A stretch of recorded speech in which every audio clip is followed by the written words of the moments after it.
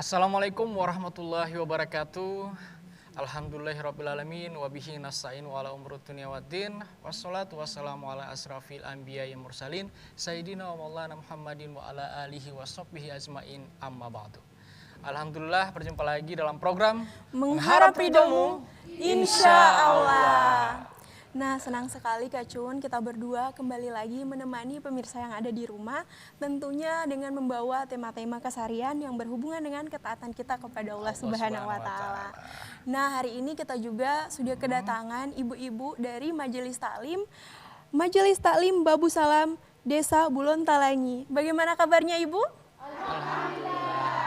Alhamdulillah, semoga sehat-sehat terus ya Ibu.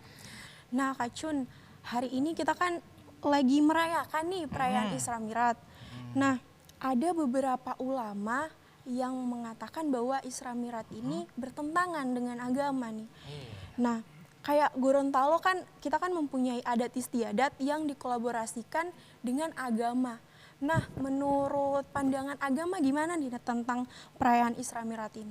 Iya, sebenarnya kita butuh penjelasan juga akan hal ini ya Tirta ya. Iya. Karena berbicara tentang Isra Mi'raj pasti identik dengan perayaan. Iya. Ya, menghiasi kota-kota dengan lampu, dengan lilin ya, di Gorontalo juga seperti yang Iya. Tirta bilang tadi, ada perayaan tersendiri tradisinya, Meraje. Itu Iya. berbicara dalam bahasa Gorontalo perjalanan Isra Mi'raj Nabi Muhammad SAW. Lebih jelasnya ya Tirta ya, untuk bisa atau tidak bisanya untuk perayaan Isra Mi'raj ini, alhamdulillah telah hadir bersama kita nih Tirta. Narasumber kita langsung saja kita undang, Al Ustadz Dul Sukmi Kasim LC MHI. Assalamualaikum Ustadz. Assalamualaikum Ustadz. Assalamualaikum. Waduh, mari silakan Ya, Ustadz. Assalamualaikum. Waalaikumsalam. Waduh, bagaimana kabarnya Ustadz? Alhamdulillah, baik, sehat. Luar biasa. Ya. Ini Ustadz terkait pembahasan kita, tema kita makna dan hikmah Isra Mi'raj. Nah, sebelum kita berbicara jauh nih Ustadz tentang makna dan hikmah dari Isra Mi'raj ini, untuk perayaannya ini sendiri Ustadz biasanya dilakukan di masjid, ya, berkumpul di masjid, sholat berjamaah, mendengarkan khutbah, bahkan untuk perayaan Isra Mi'raj ini di negara-negara yang mayoritasnya Muslim sering merayakan dengan menghiasi kota dengan lampu, lilin. Tapi yang menjadi perdebatan ini ada para ulama yang mengatakan bisa, ada juga yang mengatakan tidak bisa. Bahkan sebagian juga ulama mengatakan bahwa hukumnya bid'ah. Nah, ini untuk perayaan Isra Mi'raj ini sendiri Ustaz, hukumnya seperti apa? Mohon penjelasannya. Tafadhal. Bismillahirrahmanirrahim. Assalamualaikum warahmatullahi wabarakatuh. Waalaikumsalam warahmatullahi wabarakatuh. Alhamdulillah, salatu wassalamu ala rasulillah, Sayyidina wa maulana Muhammad wa ala alihi wa sahbihi wa man walah, amma ba'd. Berbicara tentang perayaan Isra dan Mi'raj Nabi Muhammad sallallahu alaihi wasallam, tentu memang sebaiknya kita selalu melihatnya dari sudut pandang informasi sejarah. Ya, hanya saja ada satu hal yang perlu kita sama-sama cermati, bahwasanya perkara ini hanya terjadi sekali. Sepanjang sejarah manusia hanya sekali dan tidak berulang. Hanya perayaannya itu yang berulang. Nah, sehingga mendekati persoalan ini pun rasa-rasanya untuk melakukan penelitian dengan konteks penelitian ilmiah yang diusung oleh para pakar hari ini, itu memang kita terhambat untuk menelaah kembali atau terhambat untuk melakukan penelusuran informasi, karena yang menjadi catatannya adalah dikembalikan kepada informasi wahyu, baik itu Al-Quran maupun hadis Nabi SAW. Nah, kalau kita melihat memang dari sisi sejarah, para ulama sejarah dalam hal ini memang tidak sepakat tentang kapan kejadiannya.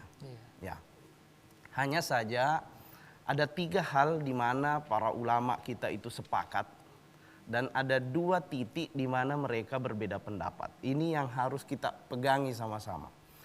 3 poin di mana para ulama berbeda pendapat. Poin pertama adalah tentang hari kejadiannya itu kapan, hari kejadiannya. Ini tidak ada kesepakatan informasi sejarah.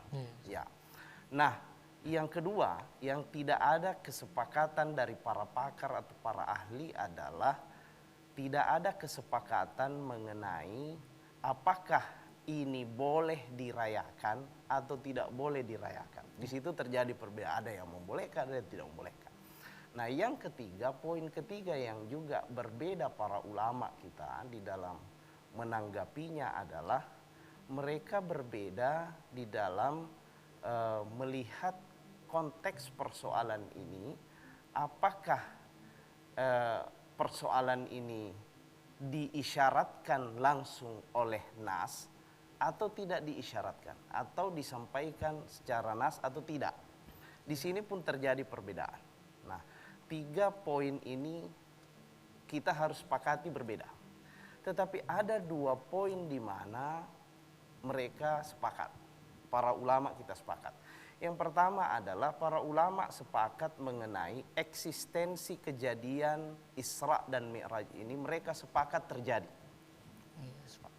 Sepakat, tidak ada ulama yang mengatakan tidak terjadi Isra Mi'raj. Iya. Ya. Nah, poin yang kedua, mereka pun juga sepakat bahwasanya selain terjadi Isra dan Mi'raj ini juga terjadi sebelum Nabi SAW hijrah ke Madinah. Itu pun sepakat para ulama. Nah, jadi 2 titik, 3 perbedaan. Disinilah yang perlu mendapatkan perhatian dari seluruh kaum muslimin, bahwasanya mari kita toleran terhadap perbedaan itu, tetapi mari kita juga sepakat dalam poin di mana ada titik persamaan dan penyamaan persepsi. Sehingga kalau hari ini kita temukan ada yang pro, ada yang kontra, itu biasa dan memang sudah terjadi sebelumnya. Jadi saya kira persoalan merayakannya, apakah ini disyaratkan oleh nas atau tidak, tadi saya sudah katakan ini terjadi perbedaan pendapat para ulama. Saya akan mengutip satu orang sejarawan, namanya beliau adalah Syekh Safiyur Rahman Al-Mubarakfuri, dengan kitabnya yang berjudul Ar-Rahiqul Makhtum. Ya, saking peliknya perbedaan pendapat para ulama tentang hari kejadiannya, itu sampai beliau menyebutkan ada 7 dari sekian banyak pendapat. Di klasifikasi pendapat itu sampai ada 7 buah pendapat yang mewakili seluruh kaum muslimin atau seluruh ulama kaum muslimin.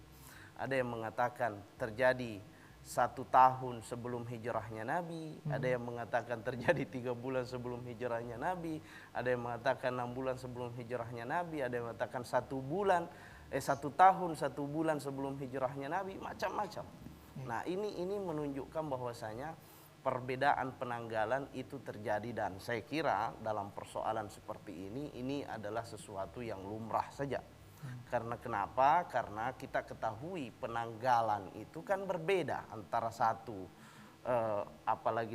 satu kondisi, satu umat dengan umat yang lain. Misalnya adanya penanggalan hijriyah, itu kan berbeda dengan penanggalan syamsiyah yang pakai Masehi misalnya.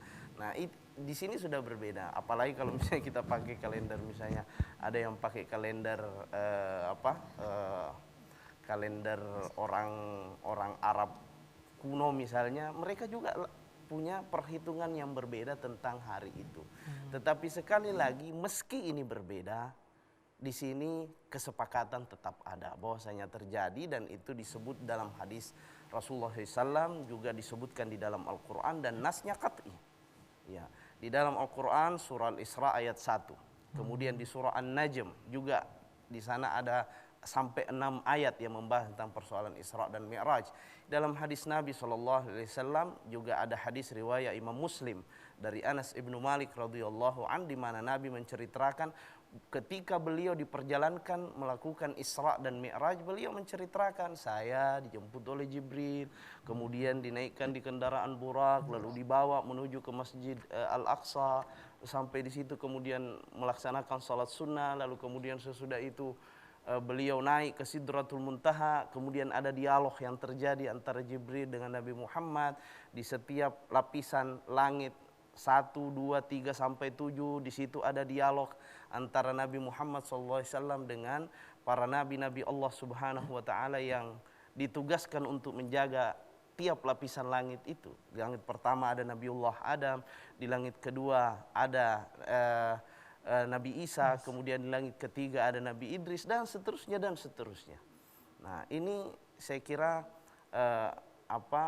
teks yang secara jelas, tegas menjelaskan kepada kita Isra dan Mi'raj adalah sesuatu yang terjadi.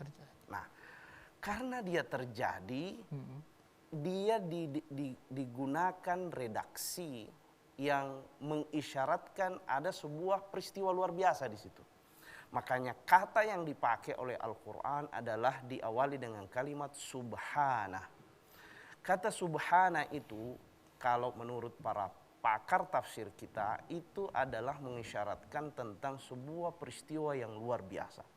Karena tidak Allah menggunakan kata subhana di dalam Al-Quran kecuali ingin menjelaskan tentang perkara-perkara luar biasa yang terjadi di luar dari di luar dari kemampuan akal kita untuk menalarnya, sehingga membutuhkan sebuah pendekatan imaniyah di situ, pendekatan kepercayaan.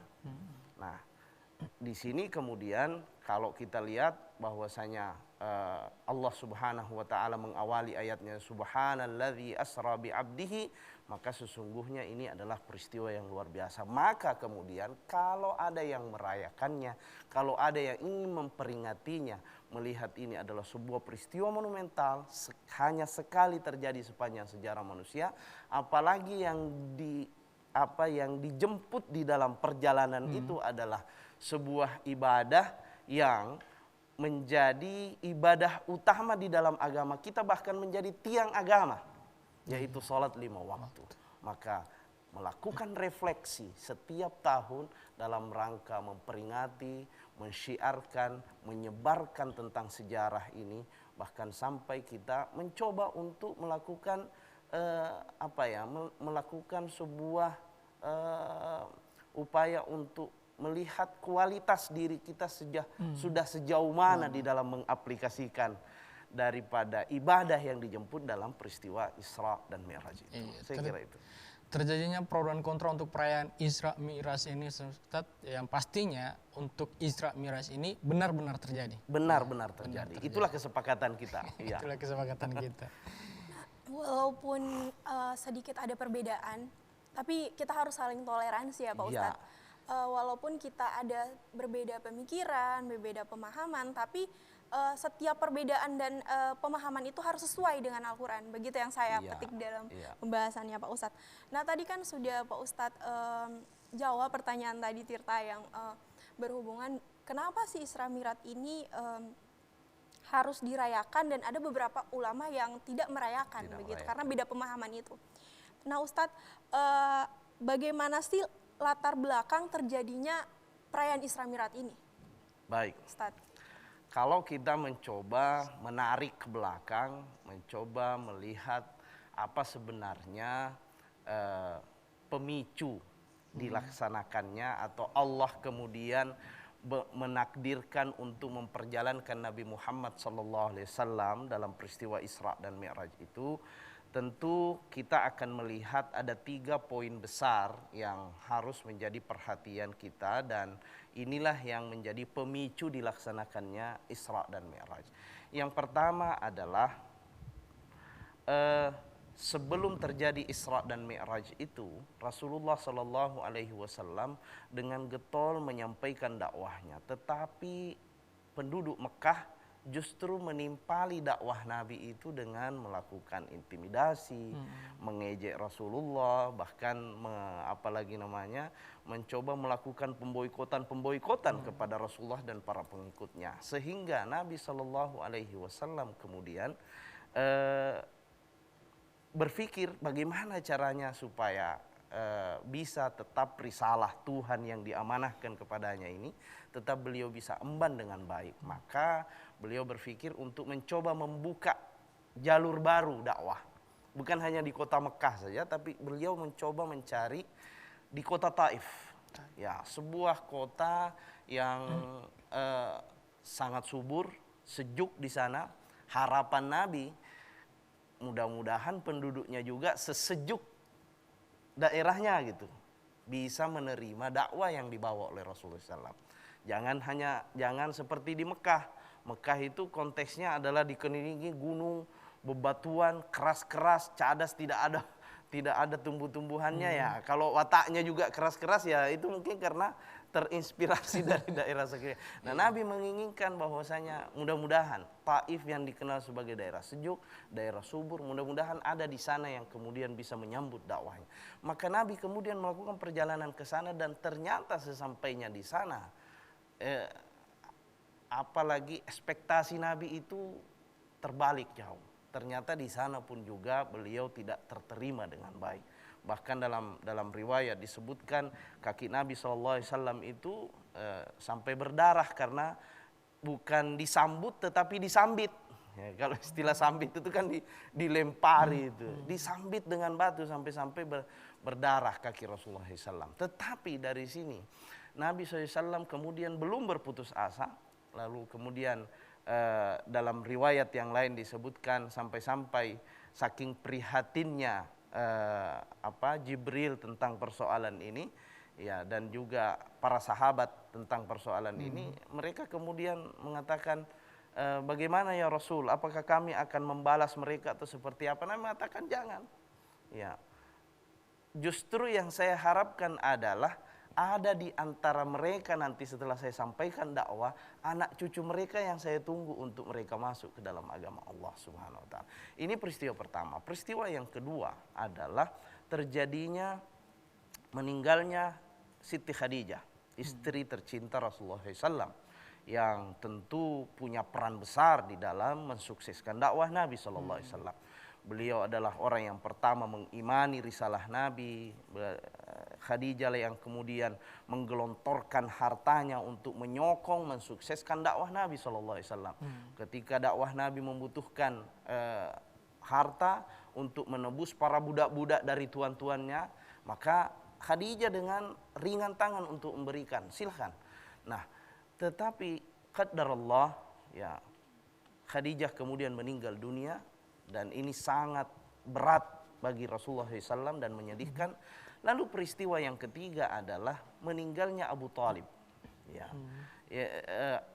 paman baginda Rasulullah Sallallahu Alaihi Wasallam.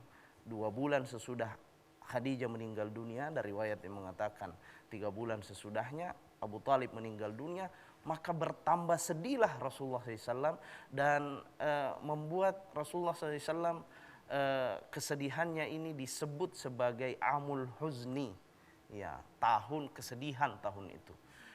Karena itu tadi respon masyarakat sudah sudah melampaui batas kewajaran karena sudah melukai fisik Rasulullah SAW. Kemudian meninggal orang yang paling berjasa di dalam dakwahnya, kemudian meninggal orang yang menjadi pelapis dada Rasulullah SAW dari orang-orang Quraisy yang ada di sekelilingnya. 3 peristiwa inilah yang kemudian Allah ingin obati itu dengan mengundang langsung Rasulullah SAW dengan sebuah perjalanan spiritual yang monumental, yang penuh dengan dinamika, dengan pengalaman-pengalaman yang luar biasa, sehingga ini setidaknya akan mengobati kepercayaan diri dan optimisme Nabi di dalam menjalankan dakwahnya. Makanya disebutkan wa kadzalika linutsabbita bihi fuadak. Kami lakukan ini untuk membuat Anda lebih percaya diri. Nah Ustadz, sebelum kita lanjut lagi, ada yang melewat ini, jangan kemana-mana, tetap di program Mengharap Ridhomu. Insya Allah.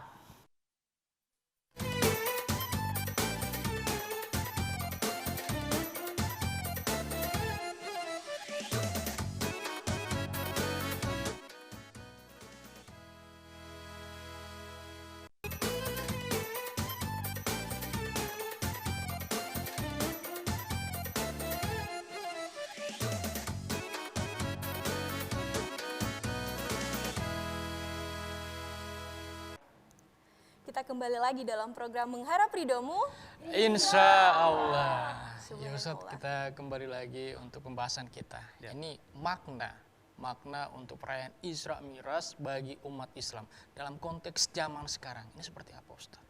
Ya, jadi kalau kita mencoba memaknai peristiwa Isra dan Mi'raj ini dalam konteks kekinian kita, sebenarnya ini adalah upaya kita untuk pertama melihat terlebih dahulu substansi Allah memperjalankan Nabi itu untuk apa sih sebenarnya? Iya. Ya, pertama adalah untuk menjemput sebuah ibadah spesial. Ya, yang kedua, perjalanan itu dikemas oleh Allah untuk menjadi pelipur lara, tasliyah. Ya, kira-kira menjadi bentuk refreshing Nabi ala Allah gitu, supaya beliau bisa lebih rileks, jangan terlalu down dengan kondisi yang menghadang Anda, dengan kondisi bertubi-tubi, ujian yang bertubi-tubi itu. Ini sebenarnya yang dua poin utama ini yang kita perlu jadikan sebagai stressing untuk memaknai Isra Mi'raj dalam kondisi kita sekarang ini. Bahwasanya haruslah umat ini seiring dengan berjalannya waktu menjadikan salat itu sebagai qurratu ain. Sebagaimana Nabi SAW mengatakan, waja'altu qurratu aini fis shalah. Saya telah menjadikan cahaya mata saya itu adalah dengan salat. Sudahkah kita, kalau berdasarkan pesan Nabi ini, sudahkah kita hari ini mencoba untuk menjadikan sholat sebagai gaya hidup kita? Nilai-nilai sholat itu apakah kita jadikan sebagai apalagi penghias dari berbagai aktivitas kita di dalam sholat?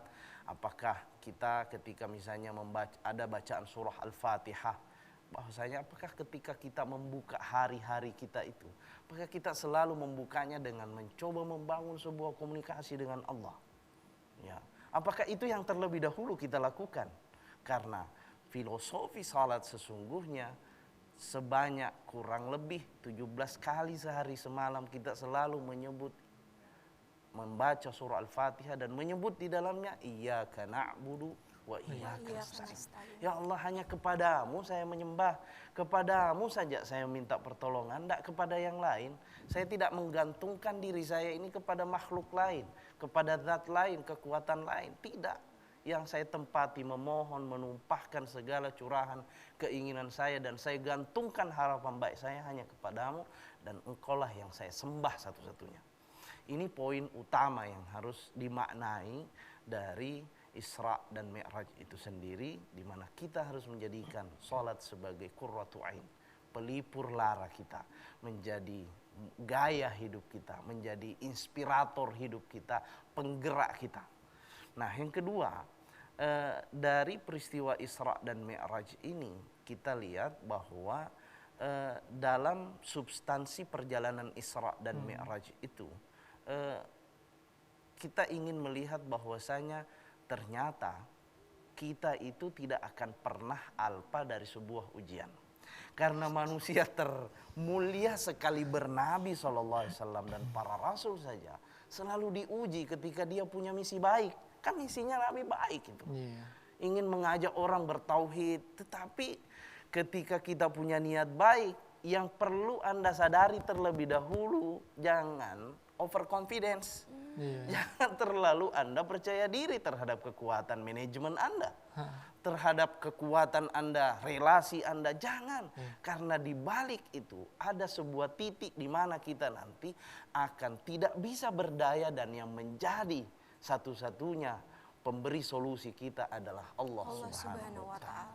Inilah dua hal yang menurut saya paling penting dimaknai di balik daripada perayaan Isra dan Mi'raj ini.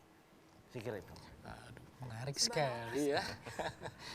Jadi yang Tirta ambil dari situ bahwasanya Nabi Muhammad saja ujiannya seberat itu, apalagi kita sebagai umatnya begitu. Niatnya baik untuk mengajarkan agama Islam, tapi tetap menghadapi dulu yang namanya cobaan ya Ustaz. Ya, begitu. Jangan patah semangat. Yang ada di rumah jangan patah semangat. Nah, tadi kan kita sudah bertanya nih Kak Cun, kita bergeser ke ibu-ibu dulu. Nah, ibu-ibu yang mau bertanya silakan angkat tangan dan perkenalkan diri. Silakan Iya, ibu-ibu. dipersilakan Wah, ibu-ibu. Oke, di yang sampingnya ada- Tirta ya, udah yang di ada samping ini Tirta. Tirta. Silakan ibu. Assalamualaikum warahmatullahi wabarakatuh. Waalaikumsalam warahmatullahi wabarakatuh. Nama saya Firda Patila, berasal dari Majelis Taklim Babu Salam, Desa Bulotalangi Barat. Kami tertarik dengan penjelasan Pak Ustadz. Pertanyaan kami, bagaimana kami menerapkan atau memaknai daripada sebuah perjalanan yang dilakukan oleh Nabi Muhammad. Yang kedua, makna yang kami petik dari sebuah perjalanan besar ini. Terima kasih. Demikian pertanyaan saya. Assalamualaikum warahmatullahi wabarakatuh. Waalaikumsalam warahmatullahi wabarakatuh. Makna dan memaknai. Iya, bagaimana kita menerapkan ya Ustaz? Ya. Tafadhol. Baik, yang pertama mungkin kita harus ketahui bahwasanya respon masyarakat ketika Nabi SAW pulang dari pelaksanaan Isra dan Mi'raj itu, ya masyarakat Mekah meresponnya terbagi tiga. Ada yang mengingkari, ada yang ragu-ragu, ada juga yang langsung yakin, percaya 100% tanpa ada syarat. Nah sekarang kalau pertanyaannya tadi Bunda mengatakan apa sih maknanya bagi kami, satu poin pertama adalah kita harus berada pada posisi meyakini persoalan ini, ya, mengimaninya sebagai bagian daripada ajaran agama kita dan bagian daripada hal-hal gaib yang perlu diyakini, ya, hal-hal gaib yang perlu kita yakini. Itu satu. Yang kedua adalah dalam rangka memaknai peristiwa Isra dan Mi'raj dalam keseharian ibu-ibu atau kaum muslimin, maka memaknainya adalah dengan jalan melakukan peningkatan kualitas diri, kualitas keimanan, kualitas ketakwaan. Tingkatkanlah, karena sesungguhnya Nabi meningkat itu setelah beliau melakukan perjalanan Isra dan Mi'raj. Balik kemari sesudah itu kan masyarakat Madinah, beliau hijrah ke Madinah itu tiba-tiba Islam menjadi sebuah kekuatan negara, bahkan komunitas masyarakat yang dikenal bahkan dikagumi di seluruh dunia saat itu. Bahkan kekuatan Romawi dan Persia itu kemudian merasa, loh kok tiba-tiba ada peradaban baru muncul di tengah-tengah orang Arab ini. Nah maka peristiwa Isra dan Mi'raj sesungguhnya adalah momentum umat ini untuk mencoba menaikkan kualitas dirinya, menaikkan kualitas kehidupannya, ya, dan khususnya termasuk kualitas sholat kita tentu. Jangan sampai sholat kita justru semakin dirayakan, tetapi setiap tahun dirayakan tapi sholatnya begitu-begitu saja. Ya. Nah kalau selama ini kita sudah konsisten dengan sholat 5 waktu, tambah sholat 5 waktunya itu dengan sholat sunnah. Kenapa? Karena yang fardu itu milik kewajiban kita kepada Allah, alias miliknya Allah. Yang milik kita itu, yang kita nanti bangga-banggakan di hadapan Allah, itu yang sunnah itu. Nah ini cara kita dalam kehidupan sehari-hari memaknai peristiwa Isra dan Mi'raj. Kurang lebih demikianlah cara kita untuk mencoba memaknai peristiwa monumental ini. Lebih ke kedekatan kita lagi kepada Ya, Allah Subhanahu wa taala terkait peristiwa Isra. Momen kita loh untuk meningkatkan kualitas diri kita, Iya, baik iman dan benar takwa sekali. kita. Bagaimana Bu? Kayak sudah paham. Oke. Dan audiens masih diberi satu pertanyaan kesempatan Oh, satu Tirta. Silakan Tirta. pertanyaan lagi. Mau Siapa? pilih yang mana ini Tirta? Yang mau ini silakan angkat tangan atau Tirta yang pilih? Oh ada. Oh, di belakang wah. Tirta sudah ada. Selalu yang di dekat-dekat Tirta. Assalamualaikum warahmatullahi wabarakatuh. Waalaikumsalam warahmatullahi wabarakatuh. Perkenalkan, nama saya Suryati Humulungo dari Majelis Babu Salam, Desa Bulotalangi Barat. Pertanyaan saya, Pak Ustadz, siapakah yang pertama kali mempercayai dengan Isra Miraj Nabi Muhammad dengan perjalanannya. Hanya itu, Pak. Iya. Lebih ke tokoh utama yang Iya, siapa yang mempercayai. pertama? The first ini ya. Waduh, Baik. pertanyaan yang berat ini Ustadz. Silakan Ustaz. Baik, tokoh yang pertama kali mempercayai perjalanan Isra dan Mi'raj Nabi Sallallahu Alaihi Wasallam dari Masjidil Haram ke Masjidil Aqsa, dari Masjidil Aqsa ke Sidratul Muntaha, lalu kembali lagi di malam yang sama adalah Abu Bakar As-Siddiq radhiyallahu anhu. Makanya beliau Abu Bakar digelari As-Siddiq karena tanpa aling-aling beliau begitu Nabi mengatakan, Abu Bakar, saya ini baru pulang loh, diperjalankan, dibawa sama Jibril. Abu Bakar mengatakan, sadaqta, kalau Anda yang mengatakan saya percaya. Nah, maka itulah tadi cara kita memaknai Isra dan Mi'raj. Ini adalah tes keimanan sebenarnya. Kalau ada tes kebohongan, ini tes keimanan ini. Jangan sampai kita tidak percaya persoalan ini. Itu.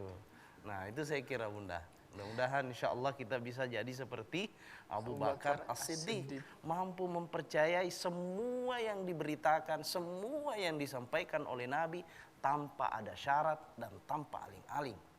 Kita tidak mencoba untuk mengatakan, nanti dulu deh, ini dulu deh, dan seterusnya. Karena kalau masih juga kita pilah-pilah, masih juga kita aling-aling, aduh jangan-jangan kita merayakan tok tetapi tidak mencoba untuk meningkatkan kualitas iman dan takwa kita kepada Allah Subhanahu wa Ta'ala. Jadi pemeran utama di sini Bu Abu Bakar As-Siddiq. Iya. Ya. Iya, semoga kita juga dapat gelar itu ya. Amin. Amin. Amin. Siapa tahu Kak Cun dapat gelarnya. Amin. Dari diri kita aja ya, Amin. tingkatkan iman Dan tentunya keyakinan ketakwaan kita. Iya. Dan pemirsa dan juga buat ibu-ibu yang ingin bertanya, ditahan dulu ya. Kita akan kembali lagi setelah pesan-pesan berikut ini. Jangan kemana-mana, tetap di Mengharap Ridhamu. Insya Allah.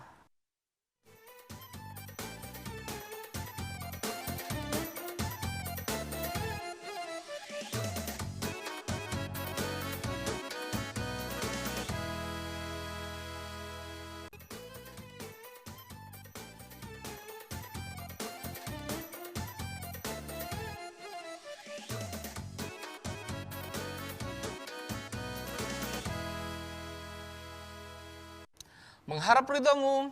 Insya Allah. Luar biasa sekali. Insya Allah. Ini Ustadz, setelah kita bertanya-tanya tentang makna dari Isra Miraj, terus penerapannya seperti apa. Ini Ustadz, hikmah yang bisa kita ambil dalam kehidupan kita sehari-hari. Ya, baik, berbicara tentang hikmah, ya, hikmah itu adalah pelajaran penting yang bisa kita jadikan sebagai renungan, terus bagaimana kita mencoba mengambil i'tibar dari persoalan peristiwa Isra dan Mi'raj ini. Hikmah Isra Mi'raj sesungguhnya adalah yang paling besar adalah Isra Mi'raj ini adalah merupakan cara Allah Subhanahu wa Ta'ala untuk tidak meninggalkan hambanya. Bahwasanya yakinlah bahwasanya innallaha ma'ana. Tuhan itu selalu ada sama kita. Selalu memantau gerak-gerik kita.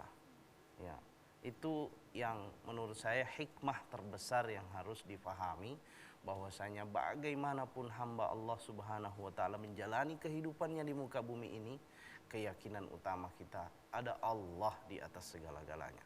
Hatta sesuatu yang tidak bisa terjangkau oleh nalar kita, oleh akal kita sehari-hari, jangan pernah Anda mencoba untuk menegasikan dan menghilangkan peran faktor X di balik semua yang terjadi di dalam perjalanan kita, dalam kehidupan sehari-hari kita. Ketika kita dirundung masalah, minta kepada Allah. Ada kok Allah yang bisa membalikkan sesuatu yang mustahil. Coba lihat peristiwa misalnya ketika Nabiullah Zakaria tidak bisa diberi anak misalnya. Sudah ratusan tahun umurnya kok belum ada anak ini. Ya, istrinya sudah tua renta. Kalau secara nalar tidak bisa ini.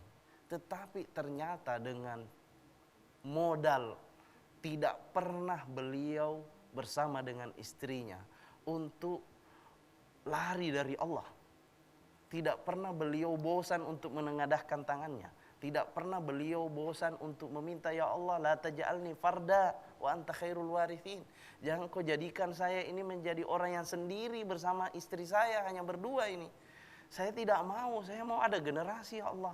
Maka wahai saudara-saudara yang masih penuh dengan beban atau masih punya beban yang belum terselesaikan, jangan pernah Anda bosan untuk meminta kepada Allah Subhanahu wa taala, sang pengendali alam semesta ini yang mampu membalikkan sesuatu yang mustahil dalam jangkauan akal kita.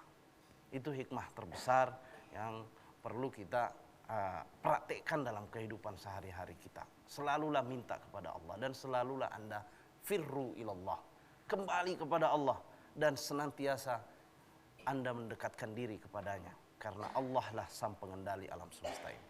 Yang berikut yang kedua adalah peristiwa Isra dan Mi'raj ini, hikmah terbesarnya adalah menjadi salah satu cara Allah Subhanahu wa taala ingin membuktikan kepada manusia bahwasanya Allah Subhanahu wa taala bisa menghadirkan sesuatu, tidak mesti harus selalu Allah yang datangkan, tetapi kadang-kadang Allah meminta dari kita dulu baru kemudian Allah memberi. Ya. Jadi jangan selalu mengatakan, tunggu nanti pasti ada bantuannya Allah Subhanahu wa taala. Ya. Tetapi bagaimana kita memaknai ini? Ambil hikmahnya. Sekali-sekali bahkan seringkalilah kita yang mendatangi Allah supaya Allah memberi gitu. Ini yang kadang-kadang tidak connect dengan kehidupan sehari-hari kita. Kita kadang-kadang lebih banyak menunggu dibanding lebih banyak menyambut atau jemput bola istilahnya. Harus kita sering-sering jemput bola kepada Allah. Kita yang datangi Allah, ketuk pintu rahmatnya. Ya Allah, saya datang ini. Bukankah Allah mengatakan Anar Rahman? Saya ini maha pengasih loh. Siapapun saya kasih, yang taat, yang bermaksiat, semua Allah kasih. Nah, jangankan kita, syaitan pun Allah bisa perkenankan permohonannya. Apalagi kita ini, yang hambanya yang sudah taat, yang sudah siang malam untuk berdoa, tidak mungkin Allah akan membiarkan kita dengan kondisi kita. Maka datanglah kepada Allah, jemput bola kepada Allah, dekati Allah Subhanahu wa taala. Saya kira itu. Menarik sekali ya. Kak Jun, kayaknya dalam pembahasan Pak Ustadz ini ada 3 poin yang Tirta tarik kesimpulannya. Iya. Yang pertama, kita harus selalu berpikir baik terhadap Allah. Apapun yang dikasih, kayak misalnya tadi kita dapat tilang di jalan atau kayak uang kita jatuh, kita harus berpikir positif. Oh, mungkin ada yang bakalan Allah gantikan. Yang kedua, kita harus berusaha. Apapun yang kita kasih, berusaha dulu. Jangan banyak Mengeluh. Banyak mengeluh begitu. Dan yang ketiga, selalu berdoa. Selalu berdoa dan selalu berusaha. 3 tadi. Iya, dan Tirta sudah memetik 3 kesimpulan. Mungkin dari ibu-ibu sudah menyimpan pertanyaan. Dipersilakan ibu-ibu, dari mana dulu Tirta? Silakan pilih yang mana. Dari tim sebelah dulu. Oke. Oh, tim sebelah. Oke, sudah ada kayaknya. Assalamualaikum warahmatullahi wabarakatuh. Waalaikumsalam warahmatullahi wabarakatuh. Perkenalkan, nama saya Rizna Abdullah dari Majelis Taklim Desa Bulotalangi Barat, Kecamatan Bolango Timur, Kabupaten Bone Bolango. Saya langsung saja Pak ke pertanyaan yang kami tanyakan di sini Pak. Sekarang ini kami sudah memperingati, bahkan sudah menjalankan peristiwa Isra Mi'raj. Nah, yang kami tanyakan di sini Pak, sekarang untuk perayaannya itu ada yang merayakan waktunya itu, biasanya waktu yang dijalankan itu ada yang sampai jam 12 malam dan perayaannya juga ada yang sampai jam subuh, sholat subuh. Nah, mana yang tepat di sini Pak? Oke, terima kasih dari kami. Demikian, Assalamualaikum warahmatullahi wabarakatuh. Waalaikumsalam warahmatullahi wabarakatuh. Sepertinya kayak tradisi Gorontalo, merah aja sampai subuh ada itu. Silakan. Nah, menyikapi persoalan ini, pertama dulu yang harus kita pahami bersama bahwasanya Mi'raji itu atau membaca sejarah perjalanan Isra dan Mi'raj Nabi ala Gorontalo atau ala Indonesia atau ala orang Arab, bagaimanapun itu adalah tradisi, budaya. Tidak ada aturan SOP-nya di dalam agama kita. Iya, Ya, tidak ada standar operasional prosedurnya. Tetapi itu tergantung masing-masing kita. Kita mau mengemasnya 1 jam boleh, 2 jam boleh, tergantung kita. Nah, kalau kemudian itu sudah menjadi budaya, tradisi di masyarakat, misalnya kebiasaannya, misalnya di kampungnya Bunda tadi itu sampai jam 10 malam, maka tidak ada masalah dengan itu. Kalau kemudian sampai subuh karena terlalu banyak yang harus dilantunkan dan lafadznya apalagi namanya panjang-panjang, tidak ada masalah. Catatannya hanya satu, bahwa jangan sampai budaya menegasikan agama. Ya. Itu catatannya. Jangan sampai budaya membuat kita tidak menjalankan ajaran agama. Jangan sampai budaya menggantikan peran agama. Itulah yang tidak diinginkan. Apa maksudnya? Jangan sampai karena kita menjaga budaya ini sampai-sampai kemudian kita tidak melaksanakan sholat subuh, lalu kemudian sudah lupa untuk berdoa, sudah melupakan tentang hak tubuh kita ini untuk beristirahat, sudah melupakan kiri kanan kita ada orang yang sakit, toanya besar-besar, ya. Lalu kemudian dipancarkan seperti itu, ya, maka ini perlu untuk kemudian coba dicarikan sebuah kemasan yang lebih bagus. Saya pernah suatu ketika, ini sharing pengalaman saja Bunda, saya pernah menemukan ada pembacaan Mi'raj itu dibacakan di rumah, tetapi itu tidak pakai toa. Itu hanya dibacakan dan orang-orangnya hanya duduk di situ, yang punya rumah duduk, dan si pembaca itu ada meja, kemudian dia ada kursi, dia bacakan, semua mendengar dengan asyik, dengan penuh penghayatan. Maka ini sampai, karena kan yang mau diingatkan, yang mau diceritakan kisahnya ini yang ada di sini. Karena belum tentu orang yang di luar sana dalam posisi menyimak. Boleh jadi yang di luar sana kasihan mau tidur, baru pulang dari kerja. Boleh jadi yang di luar sana mungkin dia sementara sakit anaknya, sehingga tidak butuh yang begitu dulu. Mungkin dalam momentum yang lain, mungkin dalam hari yang lain. Maka di sini menurut saya budaya ini harus betul-betul diposisikan. Jangan sampai menegasikan, menghilangkan pesan-pesan agama yang lain. Jangan sampai kemudian menabrak ya ajaran-ajaran agama yang lain. Ya, saya kira itu.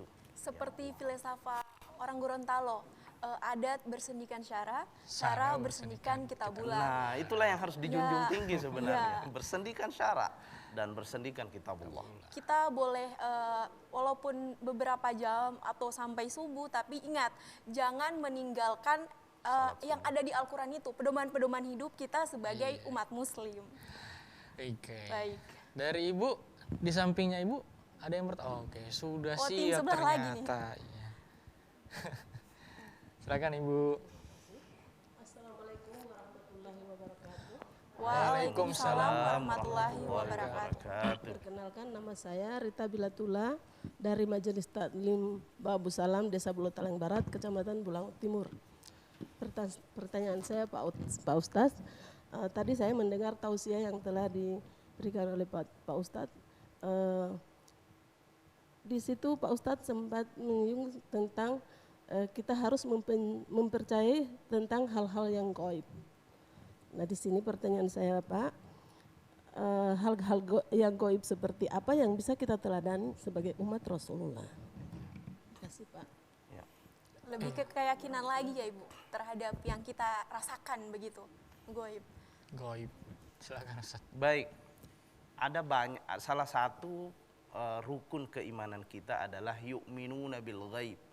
Ya, disebutkan dalam Quran surah Al-Baqarah ya di ayat ke-2 atau ke-3 kalau saya tidak salah.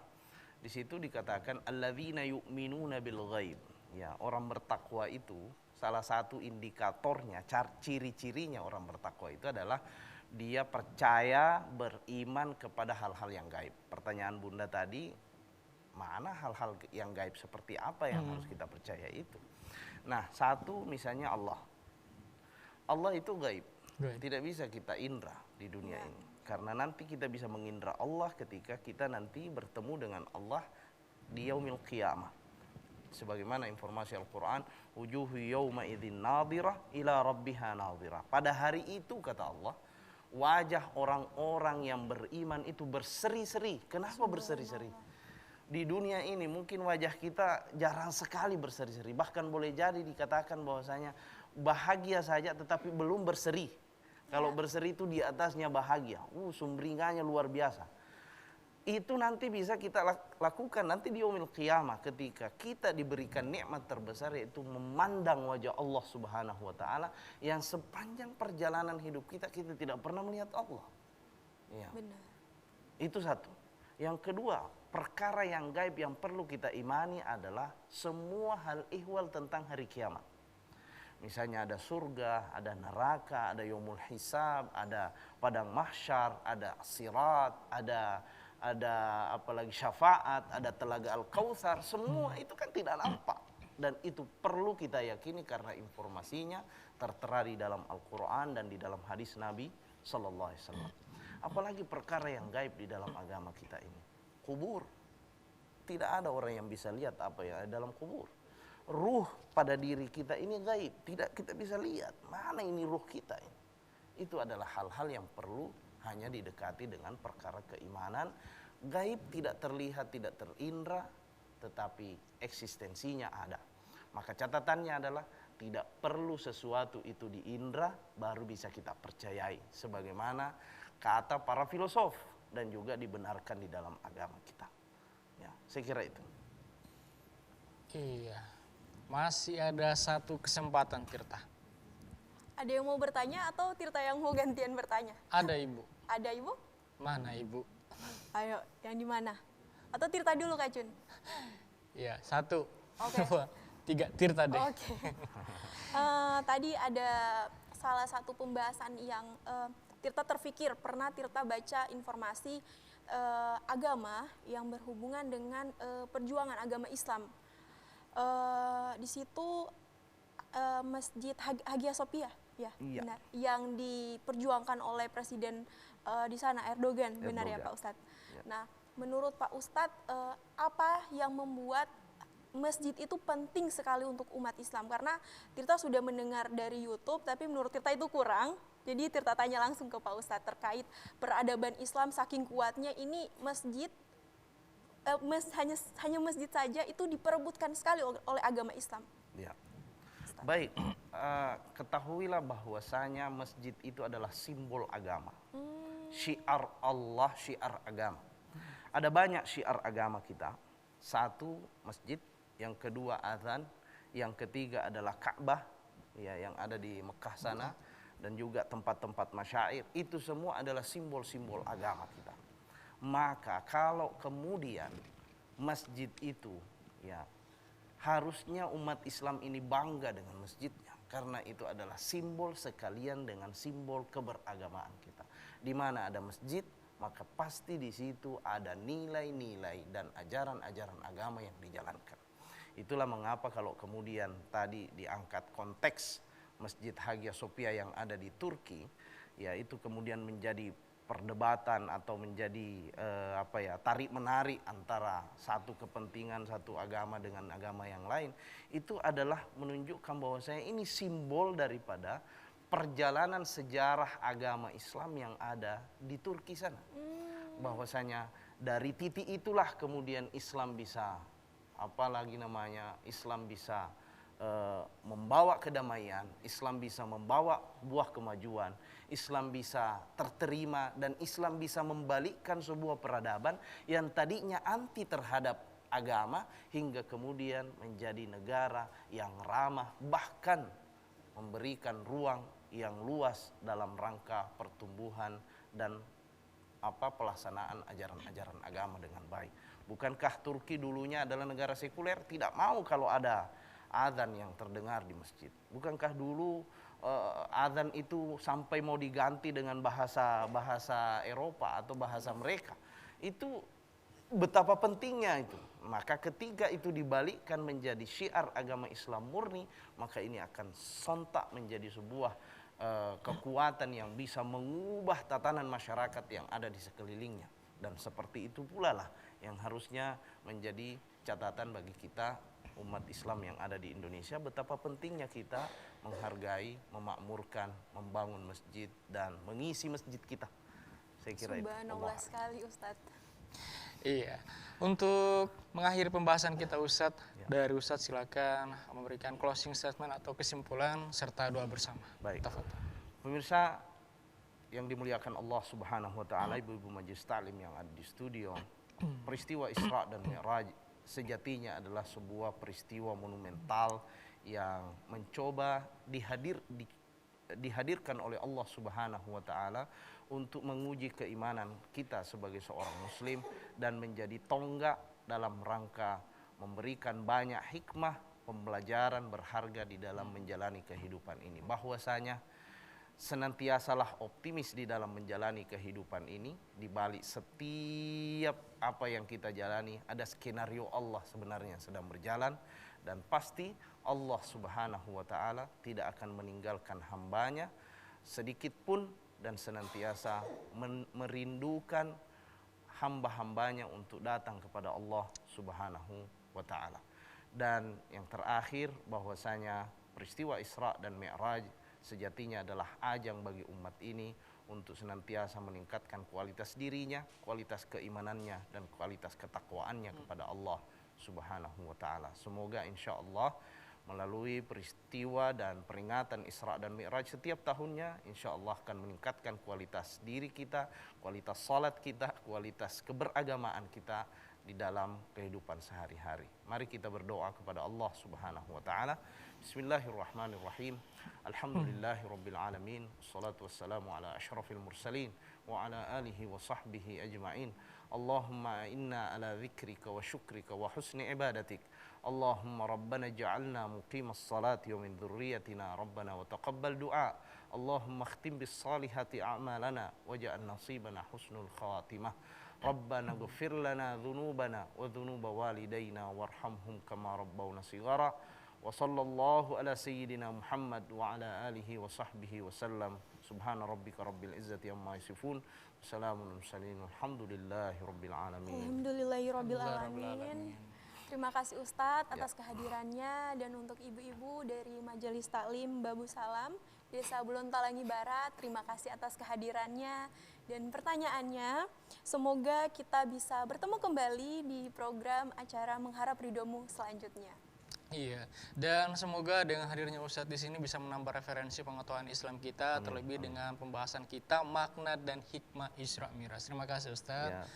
Dan sekedar informasi buat Bapak Ibu yang ingin mengajukan pertanyaan ataupun ada majelis talim yang ingin bergabung di program Mengharap Ridhomu, bisa mendatangi langsung kantor TVRI Stasiun Gorontalo bagian program, atau bisa juga menghubungi nomor telepon 08 13 4257 9938. Akhirul kalam, subhanakallahumma bihamdika asyhadu an la ilaha illa anta astaghfiruka wa atubu ilaik. Walahul muwaffiq ila aqwamit thoriq.